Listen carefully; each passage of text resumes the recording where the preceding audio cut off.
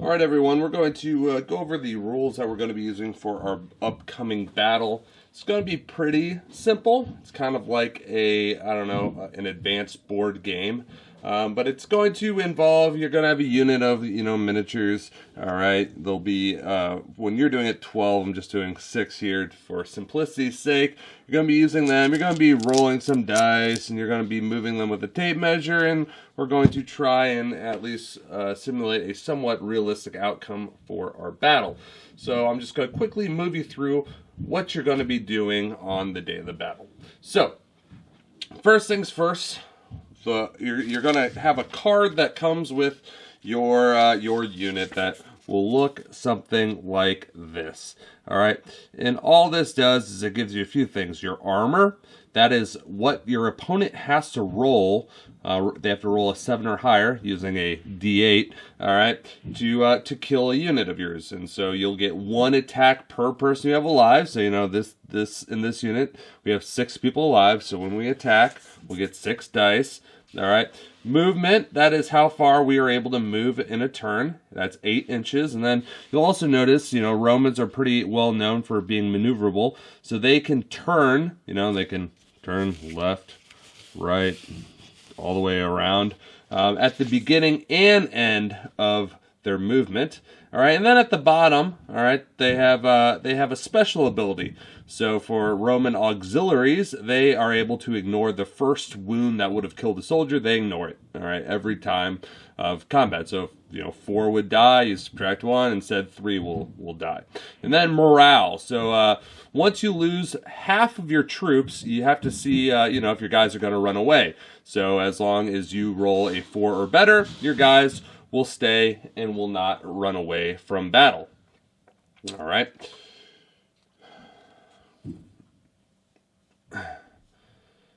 And this is going to be pretty typical for every unit. All right, they're going to have all these different stats. The most important stat, I think, is the armor. All right, because that's what's going to decide whether you guys live or die, and your special ability. Every unit will have some sort of special ability. For our legionaries, they're able to throw their pilum before they get into battle, their javelin, and maybe kill some soldiers before the battle takes place. But everyone has their own unique ability. So first thing, let's show you how movement works. So how movement works, if we have our Roman auxiliaries here, they are able to move 8 inches. So what you will do, you'll get out your measuring tape, go to 8 inches. Set the measuring tape in front of your unit, like so. And you're just going to move them so that the front touches right at the 8, all right? And that is how you move your 8 inches. And then, of course, as it says on your sheet, for these guys, after you move them, you can then, turn them to face this way if you want. Or you can turn them to face this way if you want. And also, what you could have done before you moved, like let's say you instead of moving this direction, you wanted to face the front, you could have first turned your unit, then measured out your 8 inches, and then move them. And you do not have to move the whole 8 inches. If you only want to move 3 or 4 inches, you can just do that. 8 is the maximum range of your troops. After you guys have maneuvered around, you're going to find yourself eventually getting close to an opponent, an enemy. All right. So what happens when you get into this scenario is whichever gets to move first. All right. Well, they're going to measure how far it is from their opponent. Since this unit, which is a legionary unit, since this unit also has a movement of 8 inches, and as you can tell, this unit is well within 8 inches, they're not moving anymore. They are going to charge into combat. So we're going to get them into base-to-base contact, or as close as you can get, let's kind of have some spears in the way. All right, so now these guys are going to fight a round of combat. So when you're fighting combat, the thing to know is that both of these units are going to be fighting simultaneously. All right. Just to make things simple, though, we always let the attacker, whoever charged in, they get to roll first. All right. So you know, the defender will also get their roll, but we're gonna concentrate on the attacker. So the first thing you want to do when you're attacking is to check your special rule, because usually, especially for, you know, foot soldiers and things, their special rule deals with combat. So we see here that for a Roman legionary, their special ability is they get to throw javelins, pilum, at their opponent before combat even begins, which means if I kill any of these guys before combat begins, I get to remove them before they get to attack back. So it's a pretty cool ability. So how this works is each guy gets to throw one, so I have 6 dice here. And now pilum, you know, they're more meant as a, you know, deterrence. You know, they're not actually very accurate, very easy to kill people. So I'll only be able to kill these guys, even though these guys have an armor of 7, and normally I could kill them on a roll of 7+. Since a pilum is not, you know, the most accurate weapon, it's in fact going to take an 8. So I'm going to have to roll an 8 or better to wound or kill these guys. So if we roll our dice, it's going to be hard to see. But I, in fact, did not even roll 1 8. You know, with any of those dice. So there's not going to be anyone killed in this first round of combat. You know, if I got lucky, maybe I would have been able to take 1 or 2 out, which, you know, would have given me a numerical advantage, which could have been big. But okay, my special ability went off, nothing happened.